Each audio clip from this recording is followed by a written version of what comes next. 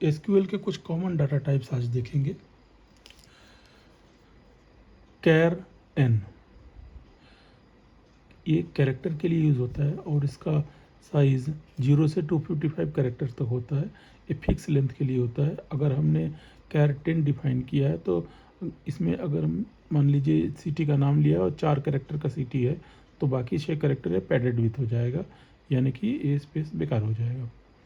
उसी तरीके से दूसरा एक वेरिएबल है, दूसरा एक डाटा टाइप है varchar n, stand for variable character. इसका रेंज यहाँ पर एन जो है 65,535 कैरेक्टर तक ले सकता है, तो ए कैर से बड़ा है। और अगर इसमें वैरकर 10 लिखते हैं और सिटी का नाम 4 कैरेक्टर है तो 4 कैरेक्टर यूज़ होगा, बाकी रिमेनिंग बैलेंस हमारे लिए रहेगा। तीसरा डाटा टाइप है इंट, इंटीजर वैल्यू के लिए, फ्लोट डेसिमल वैल्यू के लिए, डेट, डेट के लिए डेट का फॉर्मेट है YYYY, MM और DD। और इसका सपोर्टिंग रेंज है 1001 से लेकर 9999 दिसंबर 31 तक। तो इसको यूज़ कैसे करना है, जैसे कि हमने सेक्शन डिफाइन किया एक कैरेक्टर का, ए चाहे बी चाहे सी चाहे डी कोई भी एक सेक्शन होगा, तो सेक्शन कैर 1 कैरेक्टर का। नेम वैरकर 20 कैरेक्टर का नेम होगा तो वैरकर 20। अब इसमें जैसा जो उपयोग होगा, किसी का 10 कैरेक्टर का नाम, किसी का 20 कैरेक्टर का नाम, वट भी। रोल नंबर इंटीजर टाइप का तो रोल नंबर इंट। इसी में आगे देखते हैं कि कुछ कॉन्स्टेंट्स है। Constants are the certain type of restriction on the data value that attribute can have. तो कांस्टेंट में बहुत समय आता है कि नॉट नल, अगर नल वैल्यू नहीं लेना है किसी कॉलम में तो नॉट नल यूज़ करेंगे। यूनिक प्राइमरी की डिफाइन करते हैं तो यूनिक चाहिए, या फिर यूनिक वैल्यू किसी को करना चाहें कोई कॉलम तो यूनिक कर सकते हैं, जैसे ईमेल यूनिक करेंगे वैसा। डिफ़ॉल्ट कोई वैल्यू ऑटोमेटिक अगर लेना है तो उसके डिफ़ॉल्ट डिफाइन करेंगे। प्राइमरी की यूनिकली आइडेंटिफाई करने के लिए रिकॉर्ड को प्राइमरी की डिफाइन करते हैं। फॉरेन की जब रेफरेंशियल इंटीग्रिटी करनी होती है तो फॉरेन की यूज़ करते हैं। Column which refer to value of an attribute defined as primary key in another table, तो फॉरेन की का यूज़ करते हैं। तो इन सब कॉन्स्टेंट्स का यूज़ करके हम टेबल में क्रिएट करेंगे टेबल। देखते हैं टेबल क्रिएट करके। तो पहले टाइप का कमांड जो है DDL command, data definition language. इसमें क्रिएट, अल्टर, ड्रॉप, ये 3 आते हैं। क्रिएट टेबल, अल्टर टेबल और ड्रॉप टेबल। तो देखते हैं क्रिएट डाटाबेस, DBN डाटाबेस का नाम, यूज़ डाटाबेस, उसके बाद शो टेबल्स, तो टेबल इसमें दिखाएगा। टेबल क्रिएट करने का सिंटेक्स ये है, create table column name bracket में column name, create table table name bracket में टेबल नेम, उसका डाटा टाइप और constant, table column name data type constant, इसी तरीके से जितने कॉलम चाहे उतने। तो यहाँ पर एक हमने टेबल क्रिएट किया है, create table student, roll number int, s name varchar 20, SDOB date, guide ID character char 12, primary key roll number. अब इसके बाद अगर टेबल क्रिएट हो जाएगा उसके बाद हम देखेंगे कि डिस्क्राइब, टेबल का डिस्क्रिप्शन देखने के लिए कि उसके कितने कौन कौन से डाटा टाइप किस टाइप के हैं, कौन कौन से डाटा टाइप यूज़ किए गए हैं और क्या क्या वैल्यू ले सकता है।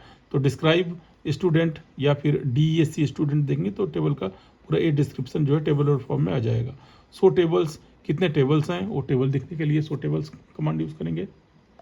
अब टेबल क्रिएट करने के बाद हमें ज़रूरत पड़ी GUID की, तो उसके लिए हम उसको ऐड करना है अगर, तो alter table student add foreign की GUID रेफरेंसेस गार्जियन GUID, ऐसे करके हमने अल्टर टेबल करके फॉरेन की ऐड किया। उसी तरीके से अगर मान लीजिए हमें एक ऐड करना है इनकम, गार्जियन का इनकम, तो alter table guardian add income int, तो अल्टर कमांड हो गया। टेबल में अल्टर करना है तो टेबल का नाम हो गया गार्जियन। उसके बाद जो ऐड कर रहे हैं हम इनकम नाम का एक फील्ड, एक कॉलम, और उसका डाटा टाइप हो गया इंट। उसी तरीके से एक और देखते हैं, alter table guardian modify G address varchar 40। मान के चलिए G एड्रेस कुछ और रहा होगा, उस G एड्रेस का वैरकर कैरेक्टर बन गया होगा, तो उसको अगर हम वैरकर करना चाहें तो मॉडिफाई G एड्रेस वैरकर 40। एक और अल्टर टेबल का कमांड देखते हैं, alter table student modify S name varchar 20 not null. By the way अगर ऐसा हो गया होगा एस नेम वर्कर 20, तो उसको चेंज करना चाहें कि हम इसको नॉट नल वैल्यू वाली कांस्टेंट लगाना चाहेंगे, तो alter table student modify s name varchar 20 not null. तो इस तरीके से हम देख रहे हैं कि अल्टर का यूज़ करके एक तो फॉरेन की ऐड किया, एक हमने एक कॉलम ऐड किया, एक कॉलम का जो डाटा टाइप था उसको चेंज किया, एक कॉलम का कांस्टेंट हमने ऐड किया not null. Alter table student modify s DOB student DOB date default, ये हमने डिफ़ॉल्ट ऐड किया इसमें कि अगर कोई डेट ऑफ बर्थ नहीं डाली होगी तो 2010 15 मई 2010 ऑटोमेटिकली आ जाए, तो alter table student modify SDOB date default का भी है। और देखते हैं alter table guardian drop income, अगर ड्रॉप करना है कोई कॉलम, इनकम कॉलम हमने ऐड किया था, उस कॉलम को ड्रॉप करना है तो drop income. Alter table guardian drop primary key अगर डिफाइन है प्राइमरी की को ड्रॉप करना है, हटाना है तो ड्रॉप प्राइमरी की। ड्रॉप टेबल गार्जियन, उस टेबल को ही डिलीट करना है तो ड्रॉप टेबल। डाटाबेस को डिलीट करना है ड्रॉप डाटाबेस DBN, तो डाटाबेस भी डिलीट हो जाएगी। इस तरीके से हमने देख लिया कि 3 तरह के कमांड कौन कौन से DDL के, क्रिएट टेबल कर लिया था पिछले में। अल्टर में 3 तरह के अल्टर, 1 2 3 4 5 6 7 तरह के अल्टर। उसके बाद ड्रॉप डाटाबेस, ड्रॉप कॉलम, और ड्रॉप कॉलम भी हो गया, ड्रॉप प्राइमरी की भी हो गया, ड्रॉप की हो गया, और यहाँ पर ड्रॉप टेबल हो गया या डाटाबेस भी हो गया। तो ये इतने कमांड हमने DDL वाले पूरे देख लिए। अब देखते हैं एक कमांड DML का। चलिए यहाँ देखते हैं DML कमांड। DML कमांड का मतलब हो गया डाटा मैनिपुलेशन लैंग्वेज का कमांड। इसमें वैल्यू इंसर्ट करना, सेलेक्ट करना, अपडेट करना और डिलीट करना, ये 4 हैं। तो अगर मान लीजिए टेबल बनाया हुआ है उसमें वैल्यू इंसर्ट करना है तो इंसर्ट इनटू टेबल का नाम वैल्यूज़ करके वैल्यू 1 वैल्यू 2, और भी तरीके हैं इसमें ऐड करने के लिए। इंसर्ट इनटू स्टूडेंट वैल्यूज़ 1, ये 1 हो गया हमारा इंटीजर, उसके बाद ये हो गया हमारा स्ट्रिंग, ये डेट है, डेट का फॉर्मेट, और ये फिर लास्ट में जो रोल नंबर या मोबाइल नंबर होगा वो है।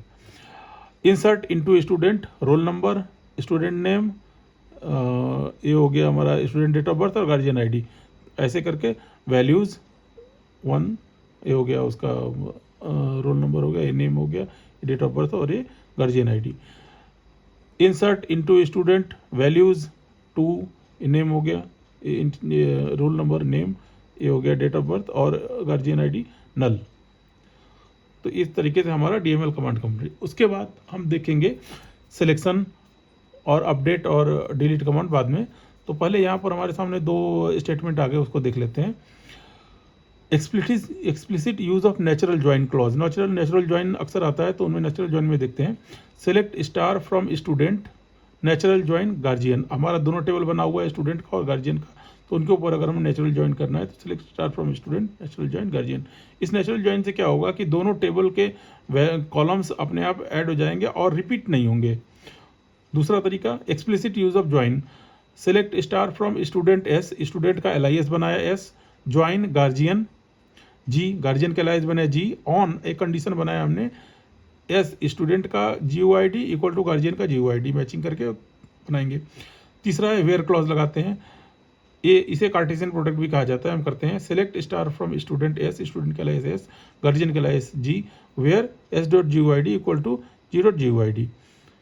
तो इस तरीके से हमारा ये ज्वाइनिंग भी कंप्लीट हुआ। अब आगे हम देखेंगे अलग अलग कमांड, सिलेक्शन के अलग, अपडेट, डिलीट और इंसर्शन तो हो ही गया है, इनको फ्यूचर में देखेंगे अगले टर्म्स में।